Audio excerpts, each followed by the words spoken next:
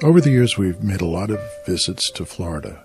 We've traveled from Tallahassee to Key West and visited many places in between. Of course, many of the spots we've gone to are actually on the West Coast. We've never been to St. Augustine or spent any time in the St. Johns River, Palm Coast area. So on this trip, we decided to spend some time exploring an area new to us. We stayed in a condo in Palm Coast. While there, we visited St. Augustine and a lot of wonderful state parks. We spent time in Washington Oaks Park, on Coquina Rock beaches, Flagler Beach, and Fort Matanzas. We also got inland a bit. We visited the Princess Place Preserve, the ruins of the Bulow Sugar Plantation, and the amazing Blue Springs State Park. The Palm Coast is really interesting. We stayed on the 8th floor of a condominium community. This area is touristy, but not really so much. From our apartment, we could look out over the dunes and shoreline or at a quiet residential neighborhood. Our trip was just a little bit pre-seasoned, so walking down to the beach, we were almost by ourselves.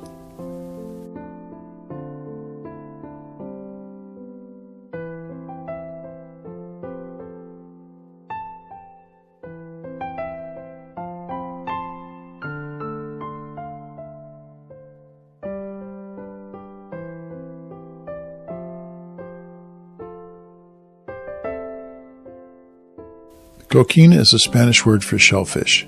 The rocky outcroppings on this part of Florida are made up of sedimentary rock of ground-up pieces of mollusks and shells that become cemented together.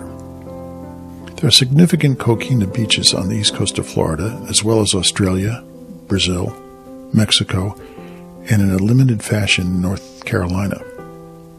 Over the years, coquina has been mined in Florida to help put up buildings such as the fortress in St. Augustine, parts of Flagler College, and numerous other buildings.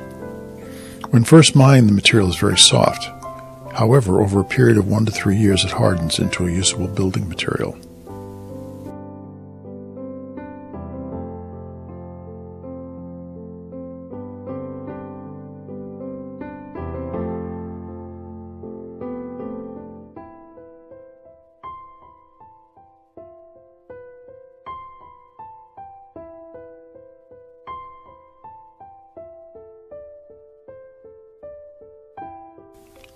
This part of Florida has amazing state parks. In our experience, they were all uncrowded and fairly different. Washington Oaks Park is on a barrier island. It includes a beach, coastal scrub, hammock, and tidal marshes, but it's most famous for the stately live oak trees and the formal gardens built by one of the later owners. Early residents included Native Americans who found the area to be a prime hunting ground. The name Washington Oaks comes from a surveyor named George Washington, who was a relative of President George Washington. In 1936, Louise Powys Clark, wife of the industrialist Owen D. Young, purchased the property as a winter retirement home. She named the property Washington Oaks and is responsible for developing the park's formal gardens, citrus groves, and house. Mr. Young died in 1962, and Mrs. Young donated the property to the state of Florida in 1964. Her donation specified that the gardens must always be maintained.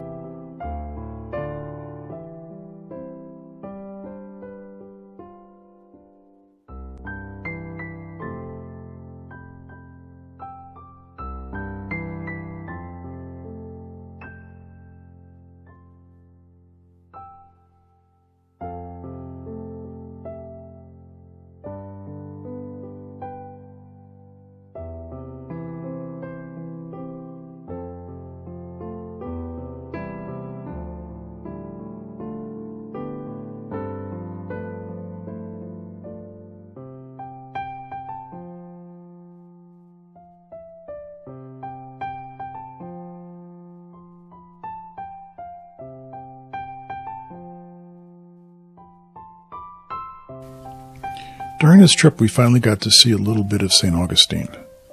St. Augustine is the oldest continuously inhabited European settlement in the United States. It was founded in 1565 by the Spanish. The city served as the Spanish capital of Florida for years. While in St. Augustine, we took a bus tour of the city and also did some walkabouts. We saw some amazing things, including the Castillo, the fortress, watched the drawbridge over the Matanzas River, saw the old senator, a live oak dating back to Ponce de Leon's visit in 1513, and we looked for, but never really found, the Fountain of Youth.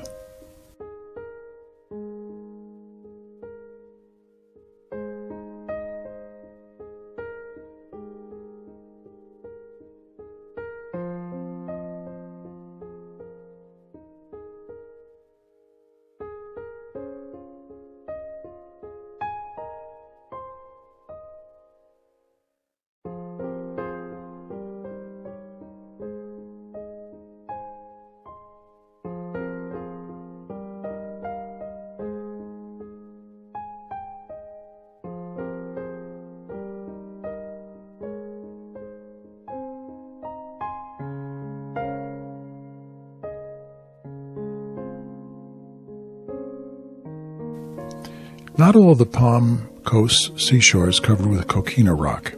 Flagler Beach is a popular public beach made up of sand with a gentle surf. It sits right next to a large fishing pier that serves residents, tourists, and seagulls alike.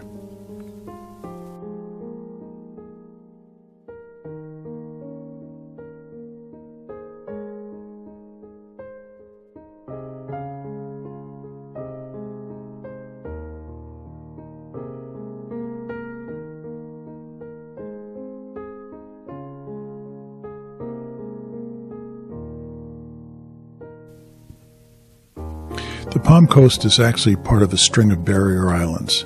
The body of water that separates the seashore from the mainland is called the Matanzas River. It's part of the Intercoastal Waterway and supports all sorts of boats, large and small.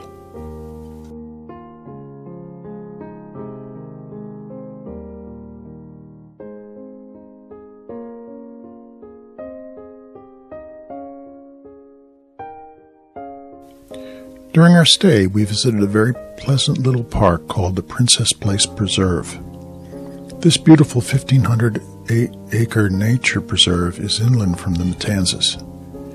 It was purchased by Henry Cutting in 1886 and passed on to his widow, who eventually married an exiled Russian prince. Today, the preserve welcomes campers, kayakers, bikers, and equestrian groups. In the spring, a pair of eagles are known to nest there. It also features Florida's first in-ground swimming pool, which happens to be fed by an artesian spring.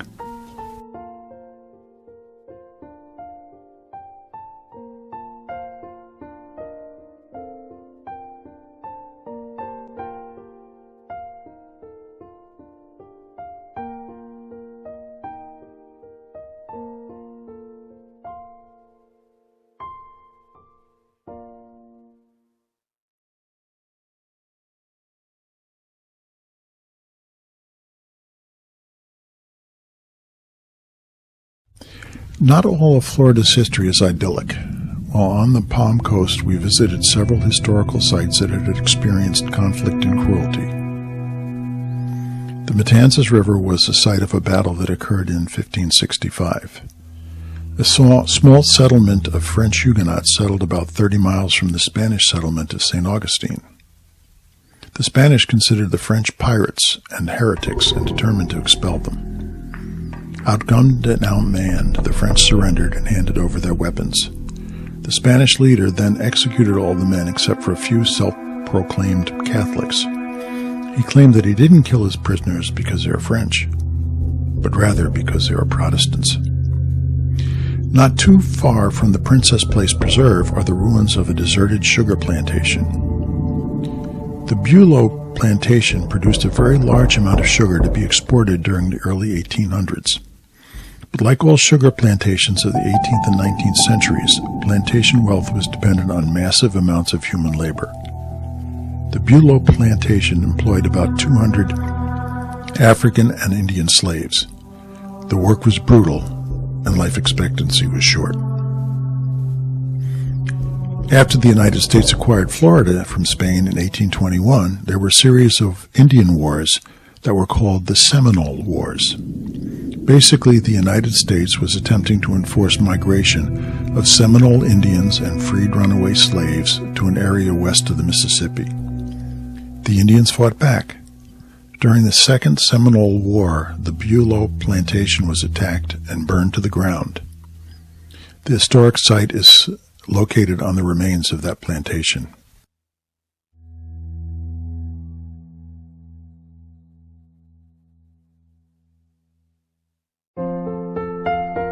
Moving inland from Flagler Beach, we wanted to see some of the so-called River of Lakes. I never realized how connected the rivers and lakes of this region really are.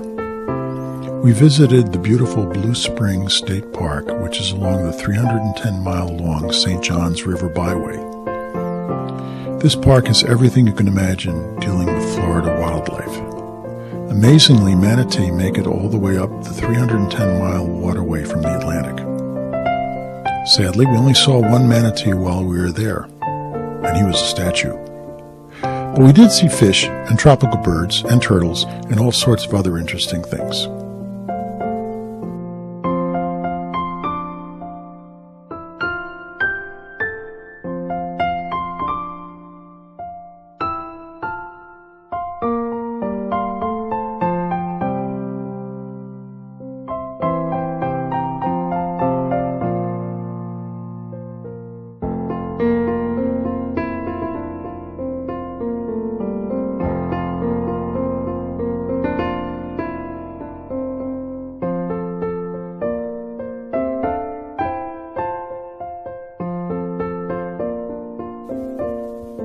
This park is beautiful.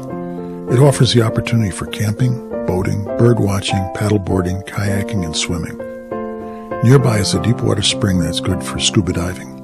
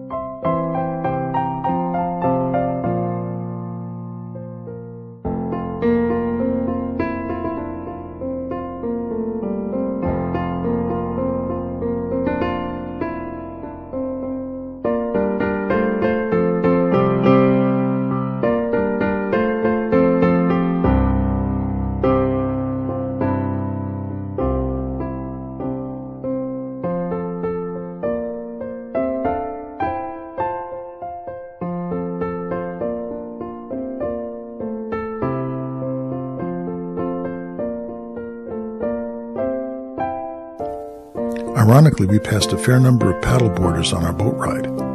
A half-mile further in, we saw these bad fellows.